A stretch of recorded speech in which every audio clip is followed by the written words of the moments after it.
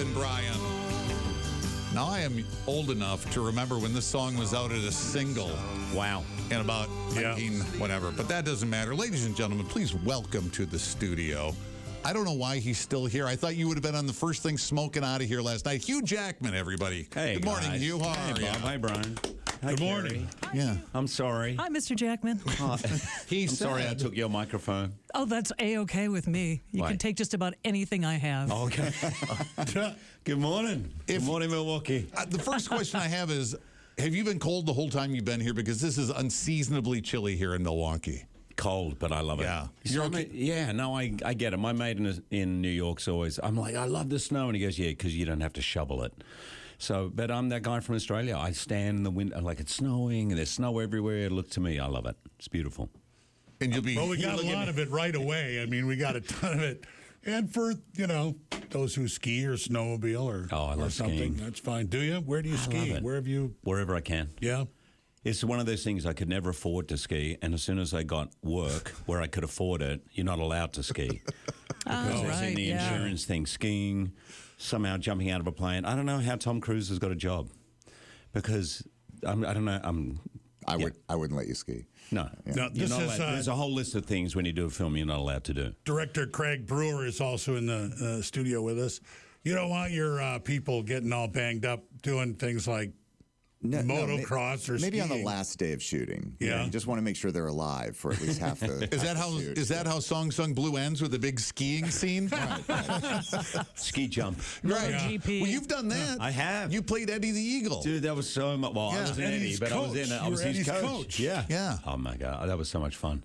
Yeah. Being up there watching those guys. Just, Where was that shot? we shot in Germany, like on the border of Austria and Germany. Okay. And we shot, mainly in Europe and London and all that. But we were there. We were on those ski jumps, watching those guys do it. They're unbelievable. Did you No. get a chance? No? I said, can I do it? And the producer's like, yeah. no. Waved you off. And by the way, there's a baby jump that all the kids, so there were 6-year-olds, and I walked up to that. I'm like, hell no. That's like, no, it just looks like death. Well, yeah. When I was a kid, I lived across the street from a park that had a ski jump. Wow. It was on a hill, and it went down. It was at Washington Park in Racine. There was a ski jump. Just unsupervised? It wasn't unsupervised. Okay. In the summer, they put a chain across the stairway, so you couldn't get on it. But we all crawled all over that thing when we were kids. We'd go up to the top, and But no, I never went down it on skis. Obviously. Yeah. Now watch ski jump fails if you want to. Yeah, that's a tough thing. So to watch. who comes to who with the movie Song Sung Blue? Well, let's see. I came to Hugh with the project. Actually. Okay, so how do you wind up with the script? Did somebody send it to you? Did you stumble across it? How do you find this? No, I saw the documentary that Greg Coase made called Song Sung Blue, about the actual story about lightning and thunder here in Milwaukee back in the 90s, and their whole story of starting the Neil Diamond tribute band. And I saw this movie in about 2009. And it just stayed with me. And over the years, when people have asked me, well, what do you want to do? What's the next movie you want to do? I was like, I really want to tell this love story about this true story out of Milwaukee. Well, then what was the next step there? You had to find a script writer? Or? Well, I just made this movie called Dolomite Is My Name with Eddie Murphy, and the two producers on that were really great, and they asked me what I wanted to do. Netflix? Yeah. That was a good movie. And nice work. Oh, thank you. But I think kind of like the same vein. It's like Eddie Murphy played this guy in his 50s that was like wanting to be an action star, and he had like a gut, and it didn't make sense, and yet you kind of rooted for him. And so these producers, I was like, I want to make another movie where you root for somebody that is kind of unexpected. And so we got the documentary, and I just immediately sent it to Hugh. Hugh was always I always tell people, I go, he was at the top of my list, and there wasn't a list. It was just Hugh Jackman. He really was who I just saw as playing Mike Sardina. So I sent Hugh the documentary, and then when he signed on to do it, Focus Features, I started. They came on board as the distributor, and I was off writing the script. But everybody said no, apart from Focus. Yeah. Everyone in Hollywood. When you get this, how much makeup did they have to do? Because it's got to be a wig you have there's on. definitely wigs. Definitely a wig. There's a bunch of wigs. Yeah. I had 51 costumes. We shot for 36 days. And, Mike Sardina, on stage, they loved a costume, and he rocked it. But there was makeup. There's a missing tooth. There's a bunch of stuff going on there. But I just loved it. Takes a lot of work to make Hugh Jackman look it really does. Turns Whole out team of people. It doesn't. Craig, are movies, I don't know, more, economical to make now with computers and things? Because, I remember guys like Jimmy Stewart saying they took 6 months or a year to shoot a movie someplace.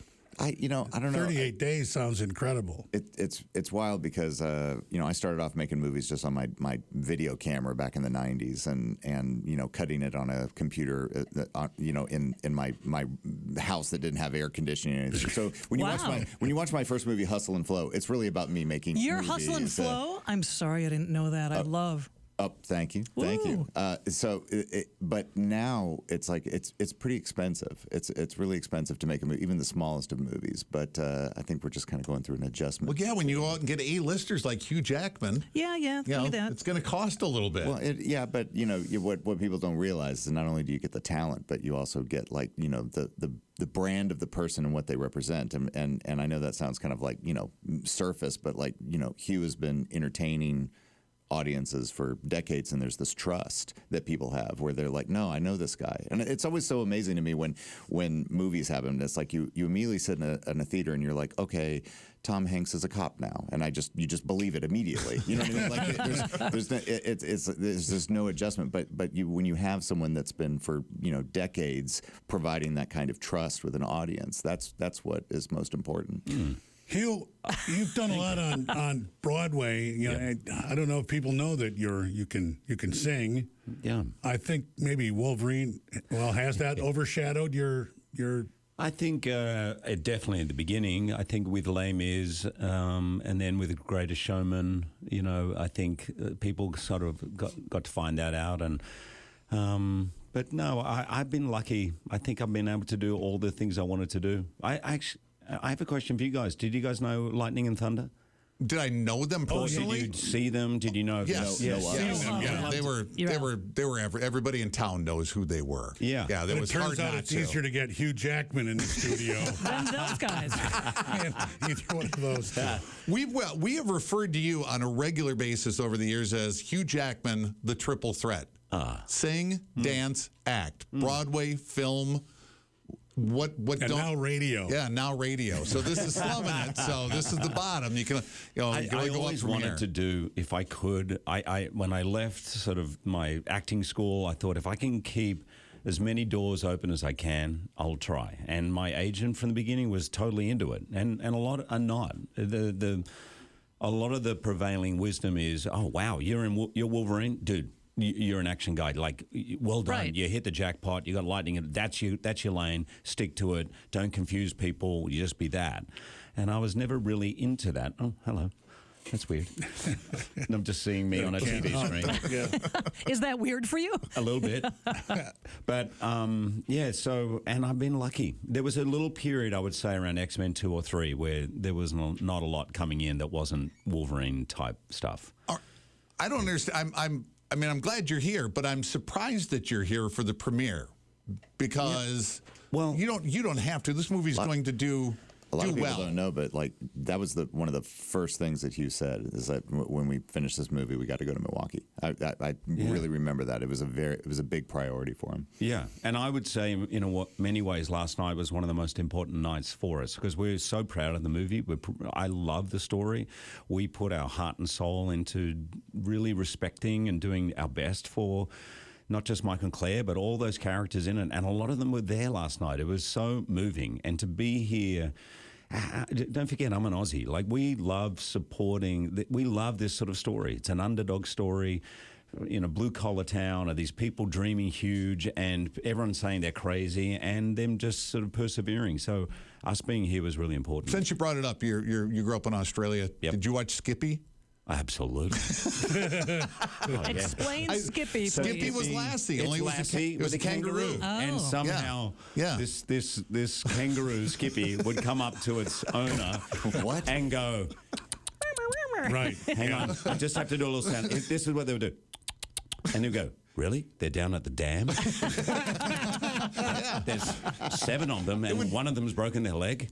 Right. Yes, thanks, Skip. We'll be right down there. Right, got the fire department there and cured pigs from trichinosis. 100%. Right. And you sang with the 5-card studs last night. Way to go. Yeah, come on, the 5-card Beloved studs. local band, so They're that was so great. awesome. And I got up there, most importantly, Kerry, with Claire. Exactly. Claire I have Sardina. video from, It was so cool. Yeah, So it was kind of a Thunder and Lightning reunion last night. Exactly. Yesterday you were at Cops, and you got there, 2 o'clock yesterday afternoon? Something like that. And you did it. I saw the clips on the news, and you were taking pictures, and you were shaking hands. You were handing over the custard, and you're saying, no, I've never had frozen custard, but this is ridiculously good. And it's crack. That who stuff would is you, like and crack. people stood in the cold down the block to get a picture and the song sung blueberry frozen custard with you. Who would you, as when you were a kid, who would you have stood in line in the cold to see and get an autograph or a picture with? Sports stars. Such as? So I would go the day before a test match, right? So our Super Bowl was Australia-England, and I would always, every year, go the day before to watch them, like batting practice. And then I would wait and wait and wait for hours to get autographs. And I had an autograph book. But that was my jam, sport. You're talking about cricket? Cricket. Rod mash? Rugby.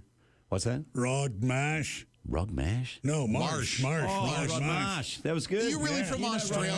You. Dude, that's awesome. Have you even been to Australia? You didn't understand my I just thought it Australian was a great way to accent. get I'm so work in embarrassed. Hollywood.